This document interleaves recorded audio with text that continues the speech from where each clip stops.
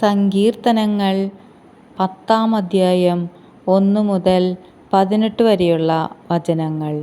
നീതിക്ക് വേണ്ടിയുള്ള പ്രാർത്ഥന. കർത്താവേ, എന്തുകൊണ്ടാണ് അവിടുന്ന് അകന്നു നിൽക്കുന്നത്? ഞങ്ങളുടെ കഷ്ടകാലത്ത് അവിടുന്ന് മറഞ്ഞിരിക്കുന്നതെന്ത്?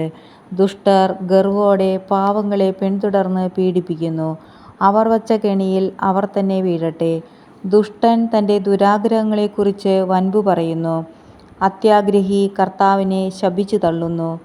ദുഷ്ടൻ തൻ്റെ അഹങ്കാരത്തള്ളലാൽ അവിടുത്തെ അന്വേഷിക്കുന്നില്ല. ദൈവമില്ല എന്നാണ് അവൻ്റെ വിചാരം. അവൻ്റെ മാർഗങ്ങൾ എപ്പോഴും വിജയിക്കുന്നു. അവിടുത്തെ ന്യായവിധി അവന് കണ്ണെത്താത്ത വിധം ഉയരത്തിലാണ്. അവൻ തൻ്റെ ശത്രുക്കളെ പുച്ഛിച്ചു തള്ളുന്നു. ഞാൻ കുലുങ്ങുകയില്ല, ഒരു കാലത്തും എനിക്ക് അനർത്ഥം ഉണ്ടാവുകയില്ലെന്ന് അവൻ ചിന്തിക്കുന്നു. അവൻ്റെ വായ് ശാപവും വഞ്ചനയും ഭീഷണിയും കൊണ്ട് നിറഞ്ഞിരിക്കുന്നു. അവൻ്റെ നാവിനടിയിൽ ദ്രോഹവും അധർമ്മവും കുടികൊള്ളുന്നു. അവൻ ഗ്രാമങ്ങളിൽ പതിയിരിക്കുന്നു. ഒളിച്ചിരുന്ന് അവൻ നിർദോഷരെ കൊല ചെയ്യുന്നു.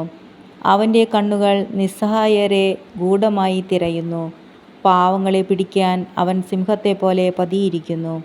പാവങ്ങളെ വലയിൽ കുടുക്കി അവൻ പിടിയിലമർത്തുന്നു. നിസ്സഹായൻ ഞെരിഞ്ഞമർന്നു പോകുന്നു.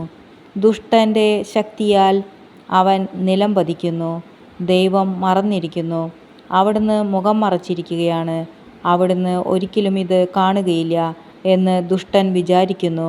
കർത്താവേ, ഉണരണമേ. ദൈവമേ, അവിടുന്ന് കരമുയർത്തണമേ. പീഡിതരെ മറക്കരുതേ.